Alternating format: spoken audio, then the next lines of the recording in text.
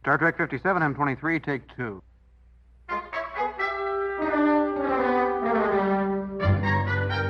It's got Star Trek. Episode 15. Nepenthe, or Fast Times at Android High. Speaking of drinking, may I? Please. Thank you. So I'm just going to speculate and say out loud what I've been saying in my brain. You don't have to tell me anything. How's that sound? You're worried about cloaks. It says Romulans. And the level of anxiety and fear for our safety tells me Tal Shiar. Next, you're not the one that's on the run, it's her. But why? What has poor Soji done to incur their wrath? Could it have anything to do with the fact that she's clearly an android, and not just any android? I recognize that head tilt anywhere. The kid's got data in her DNA. And that's why you're here. How am I doing? Not bad. For a pizza chef. Now I understand why you wanted to keep it a secret. Classic. Picard. Arrogance. You get to make the decisions about who gets to take the chances and who doesn't, and who's in the loop and who's out of the loop, and naturally, it always ends up with you. Well, That's fine on the bridge of your starship, Captain, but now you're dealing with a teenager, more or less. That can be an extremely humbling experience. Frankly, I'm not sure you're up to it. perhaps I'm not. There you go. Baby steps. Baby steps.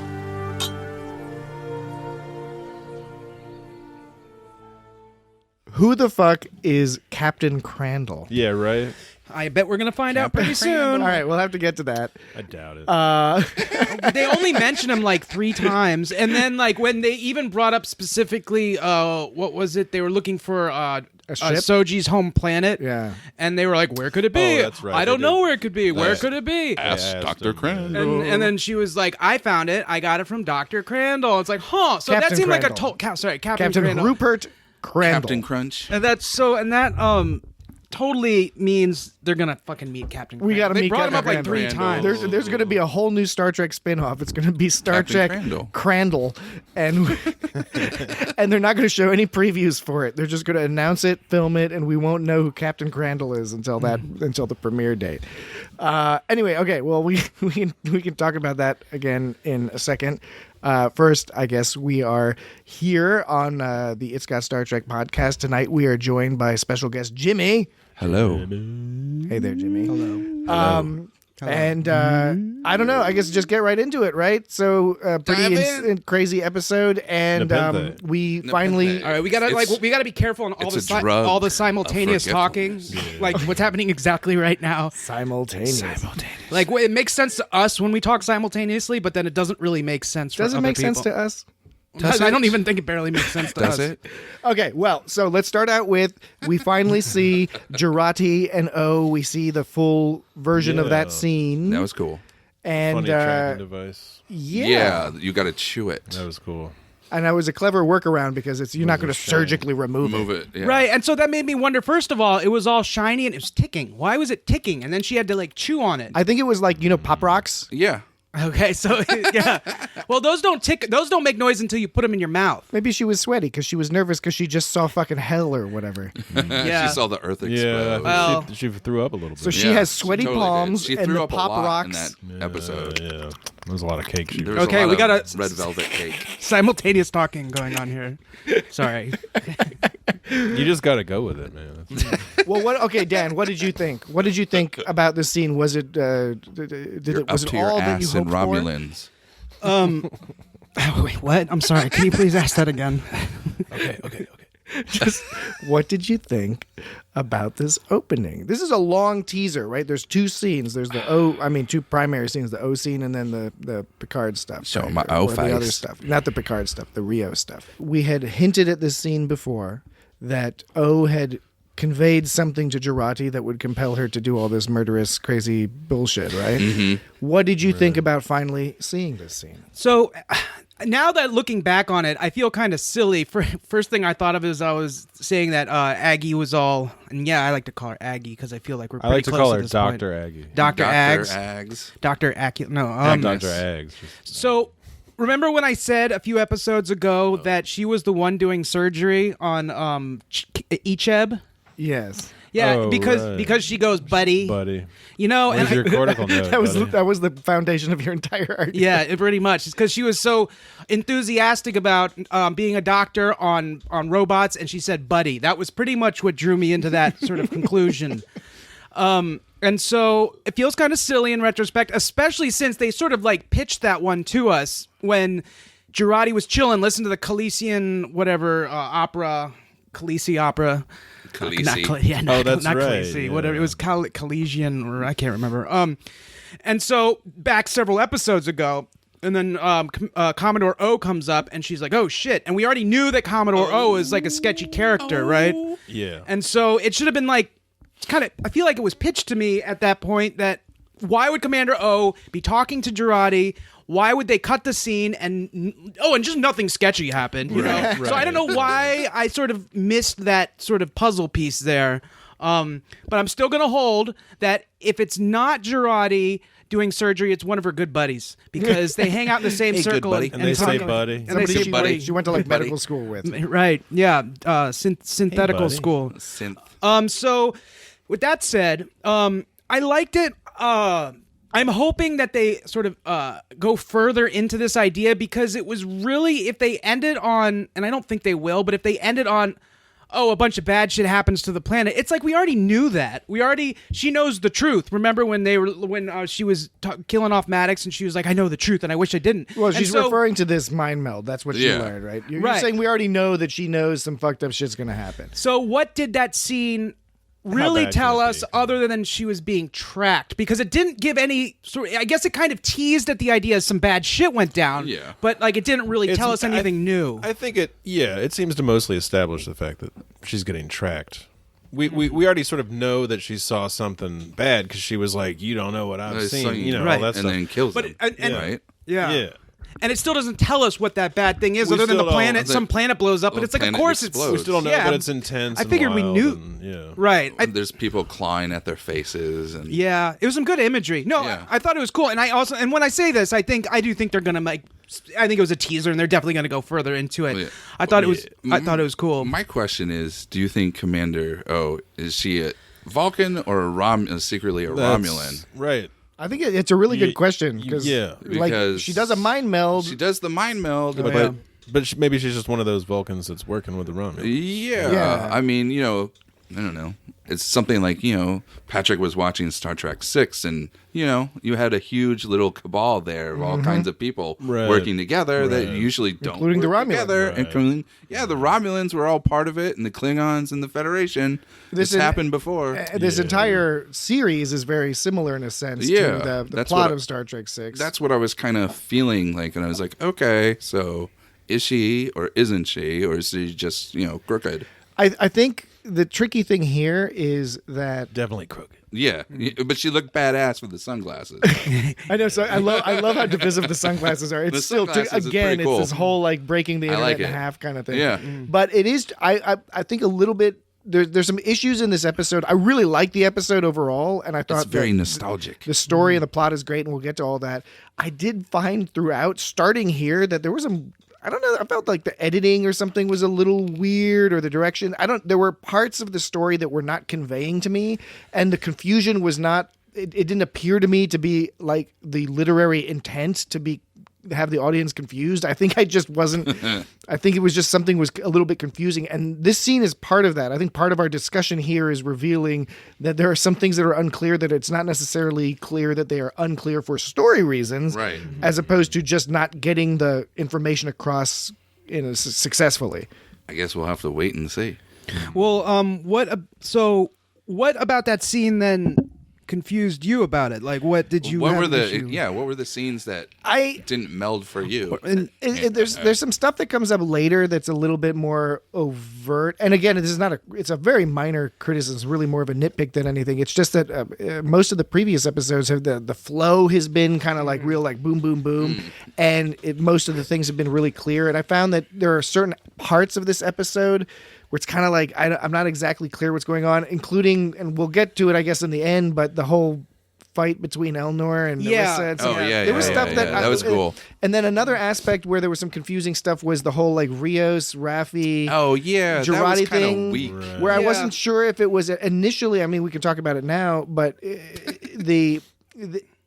initially I thought it was Rios signaling Raffi. This Girardi person Yes. is acting like a lunatic. That's what I was That's thinking, what I too. thought. Now too. we're gonna now we're gonna do some winking action, and we got this whole secret like It's understood handshake, plan, right? right? But then by the end of it, unclear. He's like, I'm gonna It's send- unclear. at put the you end out of it, the it space seems like lock. he was suspicious of Raffi. Yeah, I didn't. I And was I'm like, right. what? Because he's all talking to Girardi, and it's like, well, do you think he? I mean, he's just talking to her because he probably suspects her, and then he's like, well, no, you're so innocent, Right, I guess like And you then sleep with a and chick then he's once. Like, and he's like, then, I bet it's you know, Raffi because Right. she went back to using that drugs. planet and she came back. And until didn't tell us what was going on. during that Yeah, conversation, because her son was an asshole. during that conversation, I thought, well, he's clearly just bullshitting her because he's trying to trick her into something, because obviously he's not suspicious of Raffi. Obviously he knows about her son. I mean, at least can infer it, because when they had that drunk conversation, Right. she talked about her son. Son. So he knows that Raffi is not acting actually weird. He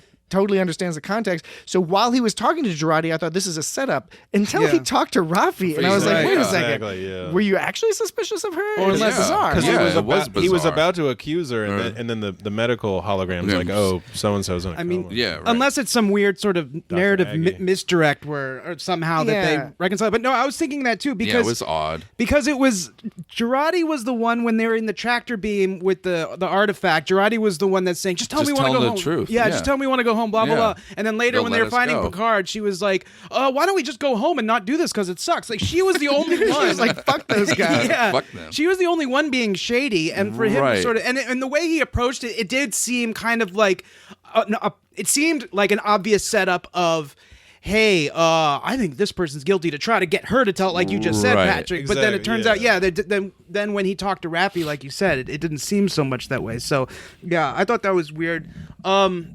But yeah, Because you're like, how much does this guy know about her? Like they've fooled around a little bit. They've been on a spaceship together. Like, what is he sensing from her?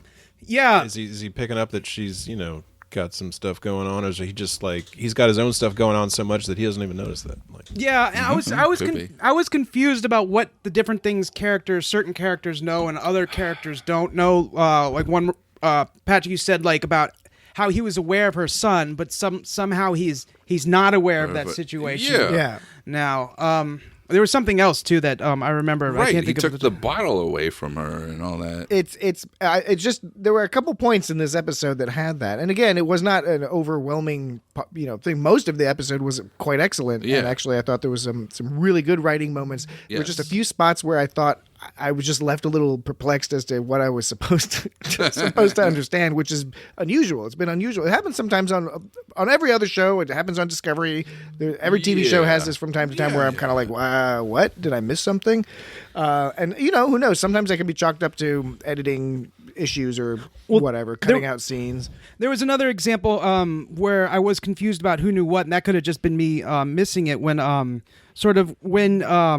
basically when Picard, on his side note, it's kind of interesting. He kind of embraced in a good way. He kind of embraced his arrogance a little bit when at the dinner when he talked to Soji and was like, "I'm going to go, and what you'll find out about me is that you can't stop me." And I think that was kind of cool because it's like that's been right the whole theme of Picard being the guy who saves the universe all the time, the common theme that gets brought up, and then him having to come to because everybody keeps saying like, oh yeah, you just can't stop this guy. He's just going to keep going. Right, he's Right. just going to do what he was. He can't make a guilt trip without a spaceship. Yeah. Right. On a side note, I thought it's kind of, and the vibe that TNG always put off was obviously Picard is Is the rational being. yeah, he's rational.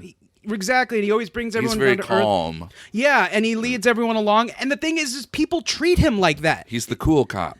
And everyone in TNG treats him like that. He doesn't, and you never get the impression in TNG that he's an arrogant motherfucker. It's just everyone treats him like he knows everything. And now it's turned around. It's like all of a sudden, it's kind of interesting. All of a sudden, everyone's like, well, no, we always thought you were like kind of arrogant or something. So it's a chain. It's the chain of command. There is no chain of command. He's just some old fella. Right. He's an old man now. Everybody's off duty now, and everybody's like had all these other life experiences, and he hasn't. Right. So he's just stayed at his chateau and So he just doesn't.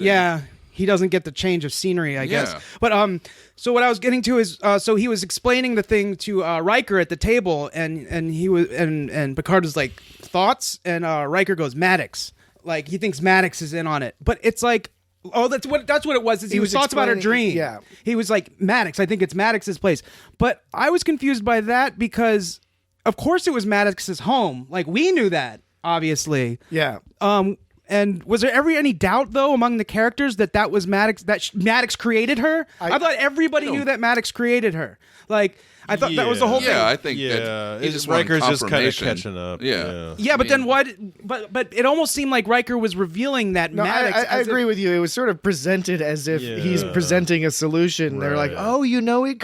Yeah, right. And then because he all just figures it out. He's like, oh, I've got it figured out. Like, Right, it's that how she are. So then I started thinking, well, maybe only Jurati knows it's Maddox because Maddox told her, and then he died, but he never got to tell everyone else. But like, yeah, I don't know. It was presented in a strange fashion, and so maybe Riker was just catching up. But it, like you said, it's like Riker gave an answer of thoughts, and instead of Picard being like, "Oh yeah, we know it's Maddox," he was just like, "Huh, interesting." You know, well, that's his number one. So he just wants confirmation that he's correct, man. Yeah. I guess He wants the old relationship. He wants the old kind of back and forth relationship that he has with the character. Which I mean, they still I basically see what you're saying. It's still basically there. It's just that the relationship, of course, is different because no more chain of command. And right, like you said, Captain Riker, he went along and did his own thing for a good long while. Riker's a big teddy bear guy now. Picard's like, Picard's he's still like man. Picard. He's like, he just got older. Yeah. So he's an older man. He's almost. So if Picard only strongly suspected that Maddox created Doji and Saj, did Picard know that they were created to find the truth, that Maddox knows? I don't think that's been revealed to Picard. All right, so sometimes I guess and that's just me not keeping up. Sometimes I get. It's hard for me to keep up sometimes, not all the time, but between what I know, versus what the characters know. That's a good point. Because that was more like Maddox revealing that to Dr. Aggie, right? Yeah. Mm-hmm. Yes. Yeah. Right, and then he killed him. And then she killed him. That guy's totally iced. So. Yeah, he's to the max. We need ice. Ice to the max. Okay, so all right, so we touched a little bit on Jurati's reluctance, clear. She's, as we said, she just said, "Fuck those guys. Why don't we just go home?" Before because she knows they're gonna follow her. So one aspect of that I did really like was that that's sort of the response of a rational person, particularly in her scenario. But even they had a couple examples of that in this episode where they subvert the standard storytelling trope. By having somebody say, "Oh, this is crazy. We should go. We should cut our losses. Are you fucking nuts? Everything's going to fucking hell. Let's go home." And I thought that, Jurati doing that was one example of that. And then her throwing up the cake thing. I mean, we've already gone over the contours of that, but I thought there were just a couple points in there. So we're kind of watching Jurati sort of lose it at this stage because she's already killed Maddox, and now it's presumably she's got to kill Soji, and she's decided she can't handle that, so she's coming up with reasons to not follow up with them. I like that it was all like even when Rios pointed it out, is that blood? Because it didn't really look like she was vomiting. It looked really gross. And why when Raffi took her aside and was like, let Raffi help you out, Aunt Raffi, or she was going to give her some drugs. She was going to give her some drugs. Jurati's like, is it cake? Is it cake? Yeah. Is it cake? It's like she's like, and then Raffi was like, oh, sure, we can give you cake. It's like you can't press that replicator button yourself for cake. I was going to give you something the replicator's not going to give you. I also thought she was maybe going to drug the cake, and then she made the chocolate milk. And they're replicating like a piece at a time. Like, why don't you just replicate the whole cake? That's a good point. Yeah. right, one piece at a time. Yeah, because then you could send the extra back to be recycled. Yeah. Or give some to Rios. They knew they were going to eat a whole cake when they went into it. That's true. She Yeah. did mention she had 3 That was- pieces of cake. Or Yeah, that whatever. was another It's like such a nitpick, but like it wasn't really a nitpick. Not even. enough time had passed to eat 3 pieces of Yeah, cake. it's like suddenly she ate 3 pieces of cake out of nowhere. Right? I noticed that too. I was, but that's what I'm saying. This whole episode, there are some weird little things. Okay, not to jump around, but we've already done that. Like with Elnor, when he finds the Fenris Ranger. That's looking exactly- thing. That was what the fuck awesome. was that? Yeah, right. Yeah. Where was that a Was that lesson? just It was just hanging. It was just somewhere. dangling. But I watched it like 10 times because I was like, what was it dangling from? I don't know. It was It's some not kind of cash clear. register. Yeah. Yeah, you're right. It looked like a cash register key with the little keychain thing that those have. I was at a Nationals game with somebody, and we found like a key in the register, and we weren't Whoa, going that's cool. to take the money, but this was many years were ago. gonna take the money and but my friend took the key and opened the beer cage, and someone saw us, and some person saw us, and he's like, "Here, have a beer," and then Nice. and so that was pretty crazy. But anyways, that would have reminded me of it's like, oh, they just found the key, except instead of getting like a stash of beer, Fenris. they got a whole mercenary army or whatever. I mean, there At least were 709. Yeah, 7 and 9. Right, where did that come This from? was a long Out episode. of left field. Right? This was a long episode, almost an hour. But it 59 really minutes. seems that it feels like there was 5 or 10 minutes cut out of this or something. Because I think there are things that the things we're discussing would make more sense with some stuff added in, right? Like maybe there was more a break in time or something with that scene with Girardi and Raffi, so that it makes sense that she ate so much cake that she fucking puked. Right. In addition to the there's guilt of of their health. there's a lot of complicated stuff going on with Drugs. Troy and Riker. And Yeah, that was We just wild. get this taste Of of it. what their life was. Right, and like their when son. their weird son, and he came up with all those languages. Yeah, 12 Weird son, just languages. 'cause he was, I guess I was okay. some okay, kind of crazy genius. Okay, that's fair. Yeah, I was about he was. to. I was about to like argue that calling him weird just because he had a terminal disease was kind of like. No. I forgot that he was indeed weird.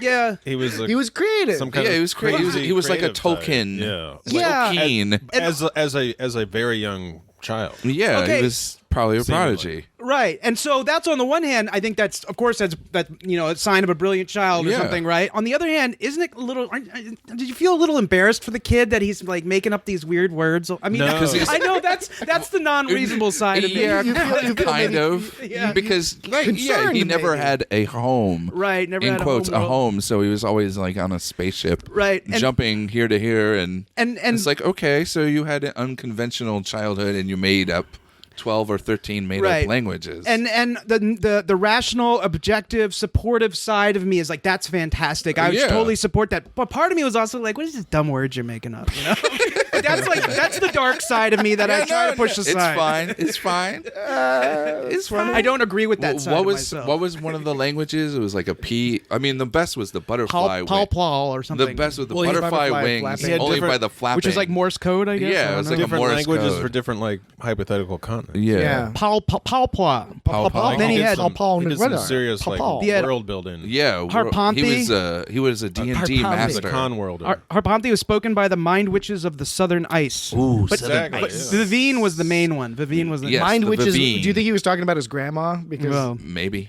his grandma would be Lysana Troy. yeah, I didn't Yeah. think about that. Yeah, Totally. she's a witch. And She's she's had some crazy. experiences with some She's a mind witch. witches, right?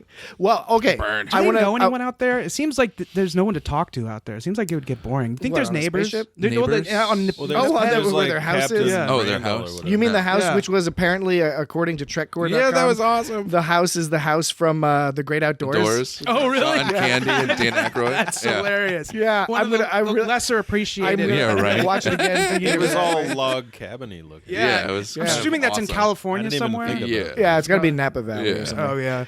So funny. one thing I want to point out about the Thaddeus subplot, right, is in addition to Is the he fact named after Thaddeus Coffey? Thaddeus. he's named after Thaddeus Riker, who was Commander Riker's grandfather, who he talks about in a certain episode. I think he moved to Alaska and became a miner or something like Whoa, that. far out. He has a picture of like Thaddeus Riker. Thaddeus Riker. That's But awesome. Call of this the is Wild. another example of what I've talked about in previous episodes, that Picard is using this very sort of interesting storytelling device where they keep giving us the information backwards. Yeah. Because the first thing we see, I mean, in addition to the fact that Riker is retired to some weird planet, and that just seems wrong, right? You just would not expect that of Riker, but you're like, okay, that's where he is, and that's where Picard is now. Then and I only noticed this on the second watch, when Troy says to Picard, you should take a nap, go take a nap in Thad's room, and when they walk in there, she has this she stops at the threshold. Right. She has a look of pain on her face. Yeah. And the first time through, it's just sort of, you don't notice it or it's awkward. The second time through, you're realizing, oh, she hasn't been in this room For a Right. while. Yeah, I got that. for a long time. I got that. And you can tell the whole time, it doesn't take a beta Z to tell that she was kind of emotional and deflecting a little bit Yes, too. totally. Because, Of like you course. said, she was bummed to go in the room. Yep. Then when Picard was like, blah blah blah, would have been 18 or whatever, and she's like, we're fine, really. And it's like, well, you're not really fine. You're And she's not like, fine, Kestra still aches for him. It's like, you still ache for him, of course. And then when Picard's like, but seeing that happen must be a different ache for you, and she's like, it's wonderful to see you. Yeah, Like, totally deflects She's that. totally like, Yeah, we yeah, fucking yeah. stop talking about my dead son for 2 Yeah, minutes, you old right. man. Right. Yeah. Oh, and and- then and he deflected. I'm sorry. Go ahead. I was just going to say, to further complicate things, Kestra is named after Deanna Troy's dead sister. Whoa. Because there's that episode, I think it's Dark Page, where you find out Deanna had Oh a my sister gosh. who died at a young age. That's dark, Oh, man. Yeah. It is dark. Yeah. So, and then Picard is doing that thing where there's a lot of weird, weak human emotional behavior. Picard's doing that thing. He's like, I didn't just come here in the hope of refuge, implying that he came here to see them. Cause some trouble. And she was like, of course you came here to see us, Sis. basically. It's like total bullshit. It's like the only reason you came there. You need something. But I mean, they call right. him out on it. They do but- call him out. So that's just more. That's not a criticism of the writing at all. That's actually kind of cool that they make Picard like very obviously Yeah, it's like, emotionally oh, you weak. show up, but Yeah. now and okay. So that scene. When I looked at my phone this morning, I woke up, did whatever. Then around 10 o'clock, I looked at my phone, and Google had a headline from it was from this website Screen Rant. And Yeah. did you see? Do you? I think I know the one you're talking about. Yeah. Say it. It was Say it. What is the shoot? I had it written down. What the exact what was the quote? It was something about Star Trek is basically like Star Trek Picard kills off a TNG character. That was exactly it. Oh, Yeah. I saw that one. Yeah. Yeah. Oh, And it's like, I know exactly which one that is. Yeah, right. Yeah, and Of course it's Hugh. So, but You. right, of course it's exactly, and so it's like what, and then it was They're funny not is gonna that, kill off Riker. and so when I right? looked at the article later, it's like be careful, spoilers below. It's like you just gave a fucking spoiler Yes, in your exactly. goddamn headline. Right. You have to know that Google and all sorts of and Apple and everyone pushes headlines on people. If I could have chosen not to see that, I would have, but it fucking literally was a pop-up notification. I And had it's the exact same thing happen right. to me. And it's like you want me to cancel all pop-up notifications because you can't make a responsible fucking headline. Google knows you're watching that. Google. Yeah. They watch you. And so, and the thing is the other thing about like Google and things like that is once you hear a story once, you tend to hear it several times after that. Yes, So, yes. So I can cancel it after the fact, but it's just like, so I was a little annoyed about that. But what was messed up? So it's I read it and I didn't read it to the end of the headline because I saw Star Trek kills off character, and I was like, nope, don't want to see that. I didn't see the part that said a TNG character. Oh. Yeah. So it could have been anyone. it could have been anyone, and so Been Mr. Mott. It could have been when Dr. Crandall. Well, when Deanna goes to Picard in that scene at the end, she goes, "Stay as long as you like." It's just if something were to happen to Kestra, and I was like, "No, man, you can't. What good would come of that?" Yeah. You know. Right, but for a right, minute, I right. was like, "No, they're gonna. There's no fucking way they're gonna kill." And because it's like they fucking allude to it, and they talk about killing off a character, and I didn't know it was a TNG character, and I was like, that would be such a fucking bummer. And it made me think, like, would that be ballsy to do something like that, or would it just be like kind of stupid? If they, Well, and like, especially is at this stage where that the writing and the actress, the actor who played Kestra, I think her name is what is it, Lulu? Lululemon. No, it's like God, I had it written down. Hold on. Somebody do a search. someone do a search. My hands are occupied. So the actor's hands name out of your is pants, is Jesse. Lulu Wilson. Whoa. Lulu Wilson. But so Kestra, played by Lulu Wilson, she is endearing, so she's endeared herself to Yeah. the audience, I think, in Yeah, most no. cases. She's this really cleverly written blend of Riker and Troy's personalities. You know, Right. it was Riker's sort of aggressive and inquisitive, Yes. and Troy is compassionate and empathetic. Right. And this girl, Kestra, displays both of those Right. in spades. Oh, yeah. And with the teenage It's energy. angst, yes. You're hoping that she stows away on the ship, but she probably does. Nah. Yeah, exactly. Yeah. But you know, she could be part of some like future Captain Riker. I hope Captain so. Riker And that's- adventures. And that's why I was thinking, like, they could incorporate her into the future, and not only that, it would just be needlessly depressing. Like, how would after they're all so worried about Picard coming up, you know, wanting to be welcome in their home, but also worried, and then it ends up he fucking kills their daughter, and that would like he would hate them forever. The headline was pretty much what I got. It was Star Trek Picard Episode 7 kills off a TNG character. That was like fucking Screen Rant article. Fucking Screen Rant. Fuck, that website is hit or miss for things. Yeah, but- well, there you go. It's in their fucking name, rant. Yeah, we well- just had a nice rant about fucking Screen Rant. Yeah, for real. So fuck them. Be Yeah, cool if justice. O'Brien pops up in Picard. at some O'Brien. point. There you go. O'Brien, yeah. O'Brien. I mean, who else can pop up really at this point? Yeah. Everybody. Worf. Everybody. Geordi. Geordi. Worf could be the captain of the Enterprise. Yeah, there you go. And if Worf comes in, they have to have a scene where him and Riker talk, and they're all like uncomfortable about Deanna Troi or something, right? I think they're over that. Didn't Worf marry Dax? Yeah, but then she died. And she died, bro. Oh, Spoiler bummer. alert. Well, no, yeah, she died, but then he wasn't married to died, bro. Ezri Dax. Right? No, he didn't marry her. They just had sex. Yeah. And then they both agreed yeah. that was it was cool, but like blame maybe they them. oughtn't. Yeah, I know, right? That they oughtn't do that. Okay, one thing that we passed by that I did want to get your guys' views on is with the whole Commodore O mind meld vision, Yes. vision of explosions in hell and all sorts of other crazy shit. How does she know that, right? Like, Right, is she that's- from the future? Did she mind meld with somebody from the future? Or is it a made computer up, or- program? yeah. Yeah. Is it a hallucination? Hallucination. We just don't Yeah. know what this Is she just horrible full of shit? This Yeah, horrible, that's- unmentionable is. Like, Right. I mean, I just see exploding Right. It planets. it could just be people a bunch clawing. of paranoia about but the sin. but the Yeah, implication is if you see this, you become convinced And- that It's like the the ring future will be destroyed if by synths synths. are allowed to live. That sounds like a lot of propaganda. So it's Yeah. like, Yeah. what the fuck does that mean? I mean, and where do you get that information from? Right. Right. So when Central Aggie, Police or some shit? yeah. So when Aggie, Is she Sector 31? when Or Aggie, is she from the mirror universe? oh, maybe she's Is some she like crazy- because she was Well, wearing the I sunglasses? doubt there's any mirror. Yeah, I You think know. there's any I time just wanted to travel? throw- It's not a TV. It is Star Trek, and remember, time travel rules are very loosey goosey in Oh, all yeah. of Star Trek. Time. Yeah. I would believe time travel over mirror universe. Yeah. Oh, yeah. No, it's not the mirror. So- I just wanted to throw that out because the sunglasses. And I happen to think that I mean the sunglasses. when Gotta get the sunglasses. when Sunglasses. Girardi was basically saying, to Maddox, is like, if you'd seen what I'd seen, obviously it was some cataclysmic shit. So Yeah. what actually happened was not surprising to the viewer, I don't think. We don't know exactly more details than that, and that's what I'm saying. Hopefully they come into more. How does she know that? Yeah, that brings up two questions.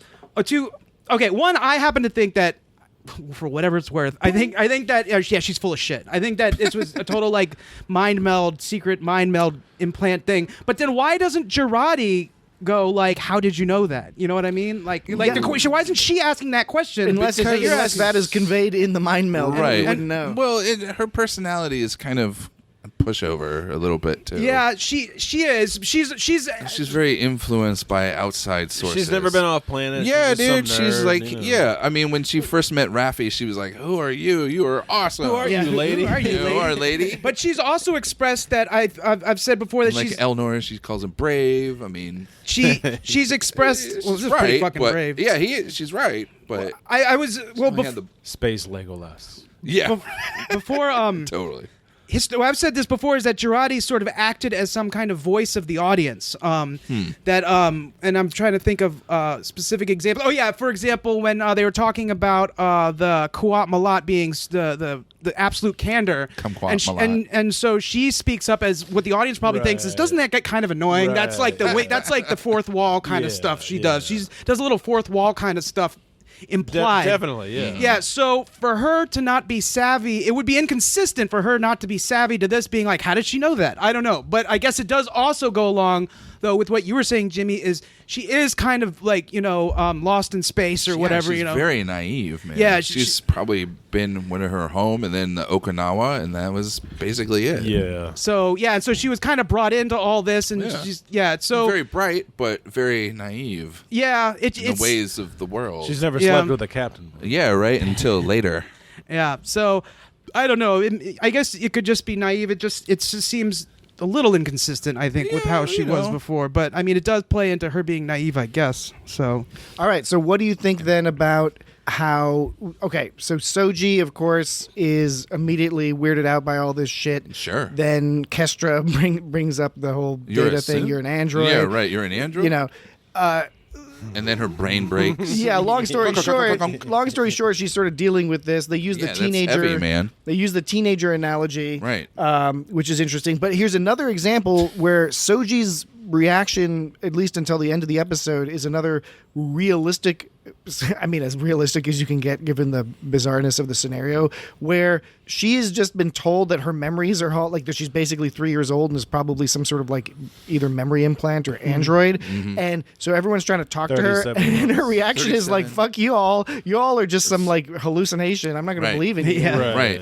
And makes perfect sense for her to do that. It's very similar to what happens to a character on The Good Place in the last season, where there's a similar reaction where they just simply refuse to believe whatever's going on around them, so they're just doing whatever they want. And Soji's kind of moving in that direction. Now, obviously, by the end of the episode, once Picard gets a talking to by Troy, that was pretty awesome. That was awesome. Although that was another example of Picard being like really tone deaf, kind of like when he was on talking to Elnor, and he was like, Elnor's like, why do you need me? And he's like, well, because you're young and I'm old. Like, and as Elnor's like, well, fuck you. Well, and then Picard comes up to Soji, and Picard's like, yeah, right, we're all a bunch of hallucinations. We're coming out to get you. Right. Like, that's gonna comfort her. Anyways. No, it's like, why can't you just say dinner's ready? Yeah, dinner's ready. Right. Which he did say by the end of the scene. Yeah, which was he totally deserved that push. But I think it's a good point. But I also that's the characterization, because that's one of the things that Troy does. She says you have to be Jean-Luc Picard. You're not being that right now. He's being old man Picard. And specifically, what he's doing is he's so bitter driven. Old man. He's so driven, but he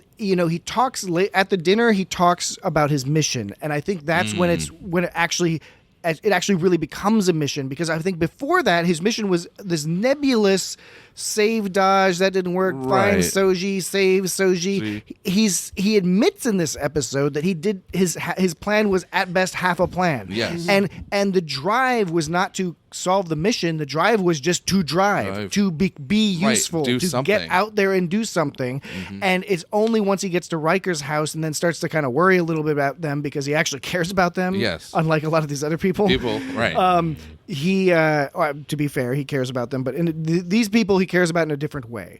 And then he starts reconsidering things and starts to realize, okay, maybe I am in over my head. Right. And that goes along with him embracing his arrogance, so to speak, before sort of the idea of like people were putting him down before for being like, oh, the great Jean-Luc has to do everything and everyone has to drop their shit. And then he actually speaks about it with confidence. He's like, when I want to do something, I'm going to fucking do it. And like that sort of goes along sort of like with the idea is Picard can be Picard and control the scene and do all this stuff. He just has to have a direction about that. And previously, like you said, he didn't really have a direction. And when Troy did say that, right, he got the direction. And now he's basically saying, like, when I do something, I'm going to do it. And then now it's sort of spun in a positive light as opposed to sort of like a wandering kind of like sort of old, withered sort of mindless old man being like, I'm going to need a ship and you can demote me to captain of you. It seems kind of desperate. Right. So it doesn't no one can take them away from you. Yeah, actually, that whole interaction was, first of all, the Kestra and Soji, their first interaction. First of all, it was kind of funny. Speaking of misdirect, I liked how they made her seem like some sort of feral child. Yeah, right. I was like, this planet is full of, killy children people. And it was like, she's like Mad Max Beyond Thunderdome. Yeah, Lord of the Flies. Yeah. So I thought that was good. It's interesting that Soji is immediately some kind of a big sister figure, but at the same time, she's 10 years younger than her. Yeah, so little Yes. sister is Right. Oh, and by the way, did you notice that Kestra's room looked very similar to Soji's room with all the child's drawings all over the wall and stuff? Oh, And I don't think that was implying anything about Kestra. I think it was the opposite. I think it was it was sort of again in reverse, making the connection to Soji's adolescent mind in that sense. They keep in this episode they keep hammering this idea, this analogy of Soji being effectively like a teenager, even though she's an adult woman, because of her being having an adult mind yet learning who they are. That's more of an adolescent phase of being as opposed to an adult phase of being, right? And Riker's like, you have an adolescent. Yeah, so psychologically, even though, yes, she is an adult woman in her brain because she's now realized she's an android and has to sort through what the fuck that means and that her memories are fake and all that, that's the same process that a 13, 14, 15, 16-year-old person goes through as they're sort of reconfiguring how they look at the world. And so when they were talking about just that very thing in that scene, Teenagers. Picard was basically saying, everything you believed in, your memories, your identities, and she's like, all of it was fake. And he's like, no, not Dodge. Dodge was real, implying that her memories were fake. How does that fit, though, in contrast to him telling Dodge, they're yours, no one can take those from you, or whatever? How does that fit in there? Because on the one hand, he's telling Dodge, reassuring her, he's like, those are your memories. They're real to you. And then on the other hand, he's pointing out to Soji basically like, yeah, all your memories were fake, So, I mean, maybe they're not in contradiction to each other, but it seems like two different approaches to the same idea. Flip-flopper. It's also a different scenario with A little flippy. It's a little. I agree with you. understand what you There's a say, distinction, yeah. for sure. For sure, there's a distinction It's a there. philosophical kind of. He's like, oh well, I fucked that one. And it was kind of jumped on because he found this person, convinced her. Right, he was He's like, an old white why- man who why convinced wouldn't this they woman be to come real? with him. And then they're walking. They're quite literally the sequence of events is Picard runs into Soji, says, "Come with me. I'm not a creepy old man. I promise. Yeah, right. Fly Come with with me me if across you the want to universe live." through this monstrous Borg machine, and then come hang out with my old friends." Friends. I mean, this is like this would be problematic if it were taking place in Hollywood in the '60s, for example. Yeah, I guess the context matters. I mean, she's on The edge. Though. Manson She doesn't. She doesn't know. She doesn't trust anybody. Yeah. She Why doesn't should know she? if this is just an illusion or whatever. Like she's already been activated. Right. She's well, like- she was tried to kill, and then she's Yeah. freaked She out. also knows that she arrived at the information in a different direction than Yeah. Dodge. Yes. Yeah. Because Yes. Dodge is attacked, surprised, Yes. finds Picard, and then is like, I don't know what the deal is. And Picard is trying to ease her into it. Whereas in this Yeah. case, Soji's convinced because she's a scientist and She his did look. that She's whole, like, like, I'm 3 years old. Everything is Romulan 3 years old. meditation. Right. The Romulan. So she's like, clearly there's something going on here. So Picard couldn't be all like, hey, yeah, that shit's awesome. She'd Yeah. be like, no, it's not. My mind was raped as far as I'm concerned. Yeah, Soji did come to it with more of a deliberate sort of steps of discovery Yes. based upon evidence, and the Dodge just kind of got switched on. Gone. Yeah, it sort of, and that whole part where what you were just saying about how she's looking at all these people. Who are these people? Who are Who are these Romulans? What is these all this people? stuff? So, I mean, she's looking Why at do you them. need all this stuff? She's looking Who are at these them Romulans? as if they're not like, I can't trust any of these people, right? And it kind of made me think it would be interesting to have a show, and just so you can't connect the two, Trust no one. that's not, and I'm sure they've done this before, but it made me think of what would this story be like if it was from the perspective of Soji and it wasn't called Star Trek and it was just an entirely different show, and it's best the whole thing from Soji's Call it perspective from Dr. start to Soji. And then all of a Dr. sudden, Captain Soji. Picard shows up, and you're like, holy shit, this has Captain Picard in it? yeah, exactly, or Professor X. I don't know. Professor I guess it X. depends. There you go. I just thought it'd be kind of cool because it's like, would you trust those characters basically if they present? No, I don't think you would. Not. Yeah, absolutely. And I think yeah. they did a great job of having Soji react in the sensible way, which Yeah. is like, y'all are fucking fuck crazy. you. I'm fucking crazy. I'm gonna have some pizza, I guess, because I'm hungry. Right. Oh man, Riker's Why always do cool. androids need mucus? Well, she's been programmed. She's been programmed to I'll get tell you hungry. why. Whoa. She's, she goes to sleep. She gets right. hungry. She sleeps. This is the first time she's figured out that she's not human. The Data's whole story arc is about him like Wanting to be trying human. to be human Right. because nobody ever because he's known from the beginning that he wasn't human. Like that's just she's been led figured to she was believe human, that she yes. was human. It's a different form. He's been different spin. Data had a ton of human experiences. It's gonna turn out this is Soji is having nothing but human experience. Yes, right. This is a complicated practical joke on Soji and Daj to trick them into thinking they're humans. I think I saw a game show, a documentary on, or no, I think it was on like one of them NPR shows. It was about like a game show. It was, I think it was a Japanese game show where Where it turns out you're an android. You're an android. basically. You're a sex android. Well, it's a different approach to sort of. It's called Wait, okay. I'm an android. First, is it? I'd say sentience. Ooh, wait. Do you say sentience or do you say sentience? Sentience? I usually say sentience. I usually That say Raffi sentience. chick said Sentient? synth chick. Synth Remember that? chick. She said synth chick. in this Okay, episode. I was like I'm talking about sentience though. Sentient. Anyway, Sympathetic beings. synthesizers. Sentient beings or Synthesizers. sympathetic sympathizers. I'm not a synthetic pheasant plucker. enthusiasts. Okay. I'm a pheasant plucker's mate. So Jesse, what you were saying about Data and Soji, it's a different sort of form of sentience because Data had that from the start of who he was, and Soji thought she had sentience about who she was, and then she doesn't anymore. So Like, yeah, it's a different sort of. we can sort of guess that she's been programmed to think that she's a human. I mean, Data already knew from the beginning that he wasn't human, and so his whole thing was trying to become human. Right. She's been thinking she's a human and that she's probably like 21 years old. Right. So it's that whole idea She's of got mucus. she's self-aware, but her whole idea of being self-aware was sort of incorrect, I guess. They very casually throw around the idea of being real and not real, and I think I guess it's shorthand for you're not. There was a lot of weird when you said metaphysics kind of thing, like what is real, absolutely. what is Yeah. not real. I mean, throughout that whole episode, I was like, oh well. Like Aristotle would have liked this episode, or like And it's very old school kind of philosophy. I mean, all that stuff is real to Soji. Yeah, it's real to her. But so the whole tomato metaphor is pretty good, right? But the problem is like the tomato.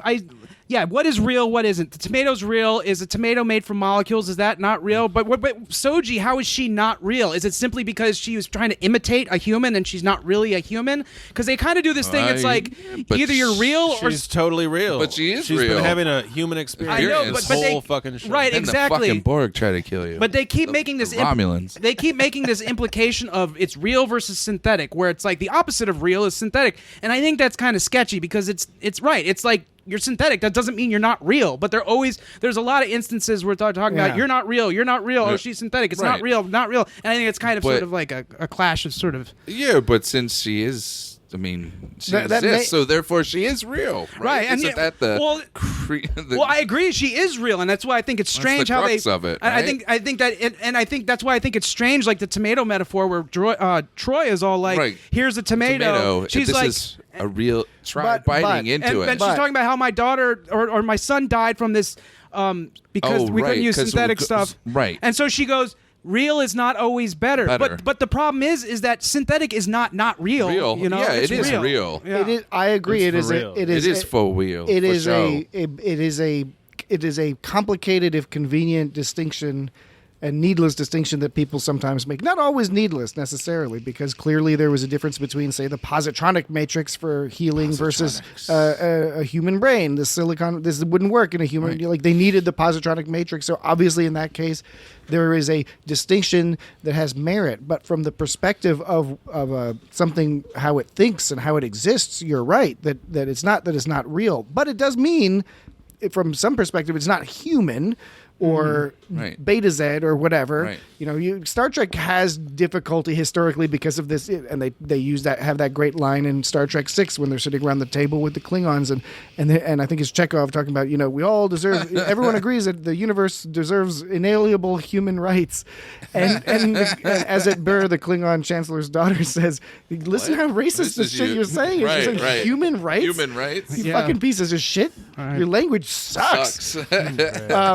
But what I think it's important to note, I don't think Troy didn't take her to the garden to eat tomatoes to make some like metaphysical No, point. I know that was not the purpose. No. I know. I'm just pointing that out that Troy was in this difficult position where she's been out of practice for a while. Yeah. And then a fucking robot Shows up. having a nervous breakdown Breakdown. It was shows up. never that great to begin with. And Troy is just like, you know what? Why don't you come? You've had a bat. You were on the Borg cube. Why don't you chill in the garden? It'll be nice. Have some tomatoes. And she's eating the tomatoes like, oh, fucking reality. And Troy, the look on Troy's face was kind of like, Now I gotta switch tacks. But did you guys notice that there was some? This is another bizarre choice they made in this episode. There was some sinister music playing at Yes. points during the Troy, and I was like, is Troy gonna like pull out some Midsummer Murders, like killing this lady, this android chick in the garden? With like, is she gonna shove the tomato down her throat?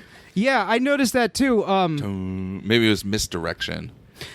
It didn't make any sense from that Yeah, perspective. I It was don't just know. them sitting in a Well, garden, and at the end of at the conclusion, Troy gets all this insight. Right. Well, the director was Aronofsky. What has he done? He's done some weird shit before. What, the director of this episode? Yeah. But it wasn't like the guy who directed, the heroin movies. Oh, okay. That's what I was probably thinking. I think it was. Tomato is heroin. So yeah, I noticed that too, actually, where the weird, creepy music came in when she goes, and it was at the line when she goes, "So you see, Soji, real isn't always better," and like she goes, "She told me that this is all very new to you, that you're very new," and it sounded like it was gonna start being like, "I'm gonna teach you how to kill people and be a Right. fucking psycho now, and like you can be better than ever." It just sounded like it was about to be some sort of reveal of like craziness, but no, obviously it was just an odd choice in music at the time, I thought. It was bizarre. It was a bit weird. Although Aronofsky is known for his work on Criminal Minds, there you go. Arrow, and Sleepy Arrow. Hollow. Sleepy The series Sleepy Hollow. I never saw it. I don't know Never any saw of it. them. I tried to watch Arrow. Some people insist it's good. I couldn't get past I think it's like CW shows. I think I have full belief that the people who enjoy the CW shows are good people, and that the shows are probably good, right? I think They're all right. I think they can be good, but I think that they're. Highlander Endgame. Oh man, Oh, that's no, like that- the worst one. I actually, I walked out of that movie. Will dude. Mitchell and I went and saw that. I and was the with you on that. Oh, were you there? Right? Yeah. And that's when we got our money back. Yeah, because You the got your sound. money The back. sound went out, and literally the last 30 seconds of a terrible movie, the sound went out, and we went out. We're like, we want our money back. Yeah, and they gave it to Oh, us. that's awesome. That's gold. They gave That's it to great. us without argument. Yeah, That's awesome. right. That's awesome. Immediate. right. Multiplex? Was that Multiplex? No, I think it was that Skyline. It was someplace oh, weird. Skyline. I don't know if it was. I can't even remember. Man. Wherever it was. My friend. Nobody walked knows out. what we're talking Yeah, about. yeah. Highlander Endgame is It a was terrible movie. Don't watch it. We should. Yeah, that's for a future show. We'll watch it. We'll do a Highlander podcast. We'll do a Yeah. 6-hour episode of Highlander Highlander. Endgame. Everything's I watched shit. Ricky Bobby. It sucked. No, but anyway, the CW shows I have no doubt are good. I think it's just like the issue I have with Doctor Who. I have no doubt that Doctor Who is amazing and great, and everyone who watches it and says I should watch it, I'm so eager to want to watch it. I've tried. There's something missing in my brain that prevents me from getting it. I've never been able to get it. I will periodically try it again. It's very British. And I hope Even that old shit from the 60s. Oh, I hope that's rough, man. prior Some to of my that old one is deathbed rough. that it clicks in my brain and I can just mainline all the Doctor Who and enjoy it. There I'll was. take- not I'll been take able to do Red that Dwarf over Doctor Who. Oh, What are we Red talking Dwarf about is right now? Hardcore. Doctor Who. I like how she sort of has in that same conversation she starts telling Troy, she goes, he got me to believe he cared about me, I trusted him, it was all a mind game. It kind of sounds like a teenage melodrama at first when she's all saying that. Well, It's like I thought, teenagers are very involved. well, in I the mean, but then she followed up with he was trying to trick me into remembering information he needed. He tried to kill me. So Yeah. like it's kind of like, yeah, you got a lot of, it's not just some You got teenage s- obviously it wasn't teenage melodrama because it's the way he tried to fucking kill her. But it was Yeah. kind of interesting the way she's talking about it at first. Is like, I thought he loved me, you know? It's Right, like, how do you right. He take- slept with me, so he loves Yeah, me, but right? then he tried to kill me, so Right, that so gives her a that little more sucks. credibility. It's a little unclear about his feelings. He may have Yeah, felt he something. might. Yeah, I don't know if it was him and his wacky boxes. Troy says that capacity to trust is a flaw in her programming. Now, I don't know, like, how is that a flaw in her programming? Right. Wasn't that Shouldn't that be a plus? I don't think- wasn't that, I think that was the intention of Maddox. I think she was being Showing she was the being best of humans. I'm fairly certain she was being sarcastic. She was Oh, okay. she was just sort of saying, that the fact that obviously Troy thinks this is an important human emotion, so she's sort of sarcastically saying because she actually has this emotion, that's why she had this vulnerability, and that's unfortunate. If she was really a murderous robot, then she wouldn't would have have had that vulnerability would not have existed. It would not even have existed really in Data. Data has other vulnerabilities, but it would like be comedy. Yes, like like Don't comedy. take a bath with him. Don't take comedy lessons from Joe Piscopo. What's Imzadi mean?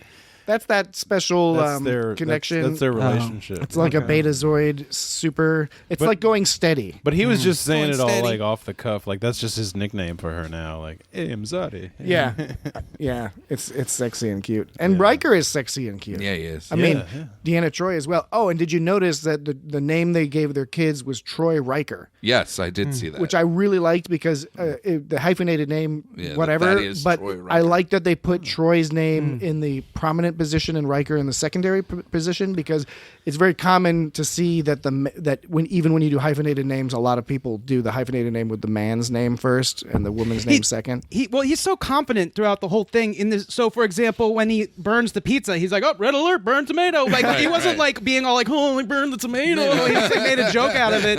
And when they go like, "My dad said that Picard is the greatest captain ever," He's like, "I instead must of- have been drinking." Yeah, instead of him being all sheepish, he's kind of like, "Yeah, I must have been drinking. I drinking don't a know." lot. So it's like he takes that and spins it around. You're like, "Oh man, Riker's awesome." Riker is awesome. Riker was very.